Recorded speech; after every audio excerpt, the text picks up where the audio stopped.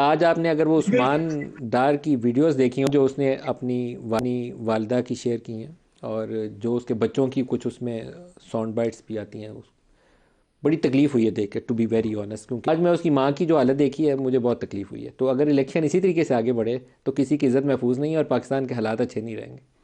जी, और अगर आज एक पार्टी के एफिलिएट्स की इज्जत महफूज नहीं है तो दूसरे भी इस बारे में किसी एहसास तहफ़्फ़ुज़ का एक्सपेक्ट ना करें। मैं किसी ये वक्त भी बदलते रहते हैं पहिया किसी के बदल जाता है, साथ। किसी वक्त जी भी हाँ। किसी दूसरे पे आ जाएगा। और ये एक रिवायात बुरी कायम हो जाती हैं, फिर ये आगे चलती हैं, तो ऐसा होना नहीं चाहिए बिल्कुल।